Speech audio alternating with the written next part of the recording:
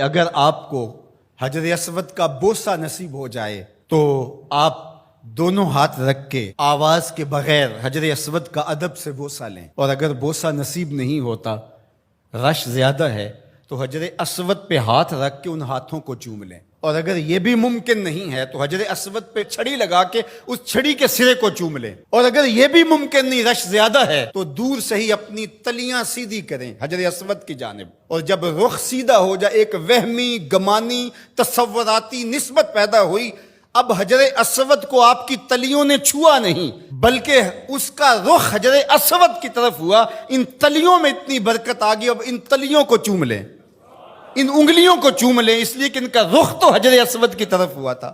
تو جس پتھر پر میرے حضور کے ہونٹ لگے، جس پتھر پر میرے حضور کے لب لگے، اس پتھر کو چومنا بھی عبادت قرار پایا، اور پھر اگر تمہیں چومنے کا موقع نہیں ملتا، ہاتھ لگا کے ان ہاتھوں کو چوم لو۔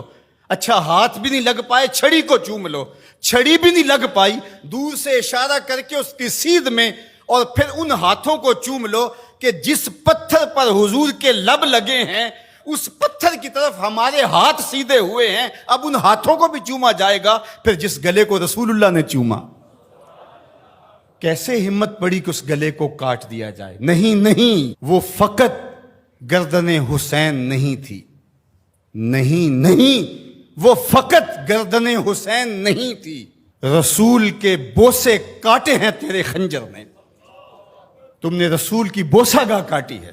مسح النبی جبینہ فلہ بریق فی الخدود ابواہ من اولی قریش وجدہ خیر الجدود۔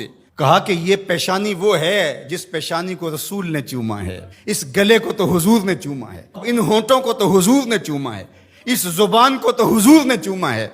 اللہ اکبر! یہ پورا بدن حضور کے کندھوں پہ کھیلتا رہا۔ ناز و نعم میں پلا ہوا حسین، آغوش پیمبر کا پالا ہوا حسین، فاطمہ کی گود میں کھیلنے والا حسین۔ اللہ اکبر! آج آپ ریاض الجنہ میں جاتے ہیں تو پہلے ایپ ڈاؤن لوڈ کرنا پڑتی ہے، اور پھر وقت لینا پڑتا ہے، پھر لائن میں لگ کے آپ کو ریاض الجنہ میں آدھا گھنٹہ ٹھہرنے کا موقع ملتا ہے، لیکن حسین کے گھر کا دروازہ ریاض الجنہ میں کھلتا تھا۔ جو کھیلنے کے لیے نکلے تو سامنے مسجد نبوی کا صحن ہے، کبھی پیغمبر کی گود ہے، کبھی زہرا سلام اللہ علیہا کی گود ہے، کبھی مولا کائنات کی گود ہے۔ یہ حسین ابن علی ہیں، حضور علیہ السلام گزرتے ہیں اور حضرت امام حسین رو رہے ہیں، تو آقا کریم نے فرمایا حسین کو چپ کرواؤ، اس کا رونا مجھے اذیت دیتا ہے۔ تو بتائیے کہ جب نیزوں پہ حسین ابن علی کو پرویا گیا تو گنبد خضرا میں حضور کی کیفیت کیا ہوگی؟ جن کے دم سے دین کا بھرم قائم تھا، جو چراغے اہل وفا ہیں، جو رسول اللہ صلی اللہ علیہ وآلہ وسلم کی شبیہ تھے، جو عکس جمال مصطفیٰ ہیں، جن کو دیکھ کے محمد عربی یاد آتے ہیں، جو حضور کی گود کے پالے ہوئے آغوش پیمبر کے پروردہ ہیں، جنہیں حضور اپنا لعاب عطا کرتے ہیں۔ آج اسی حسین کو، پیغمبر کے نواسے کو، 3 دن کے اس پیاسے کو کربلا میں ذبح کرنے کے لیے اسی رسول کی امت نیزے اور برچیاں لیے ٹوٹ پڑی ہے۔ ایک نے نیزا ماریا وچ سینے، دوجے تیراں دا می برسان لگ پے، ول کعبے دے سجدہ کرنے والے ہتھی آپ ہی کعبے نو ٹان لگ پے۔ بے مروت بے وفا تیرا بھی کیا افسانہ ہے، جس نے اپنی ہی شمع کو گل کیا تو وہ پروانہ ہے۔ حسین تو دین ہے، آپ دین کو ڈھا رہے ہیں۔ دین است حسین، دین پناہ است حسین، حسین منی و انا من حسین، حسین مجھ سے ہے اور میں حسین سے ہوں۔ نبی نے جس حسین کو کہا کہ وہ مجھ سے ہے، آج اسی حسین کو کربلا کے ریگزار میں ذبح کیا جا رہا ہے۔ ادھر سے تیر، ادھر سے تلواریں، ادھر سے نیزے، ادھر سے بالے، ادھر سے برچیاں، اور پیغمبر کا نواسا ان برچیوں والوں کے درمیان گھرا ہوا ہے۔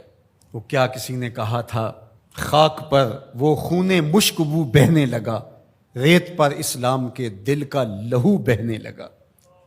اسلام کا دل تھے امام حسین رضی اللہ تعالیٰ عنہ، اس قلب دین کو، اس پناہ دین کو،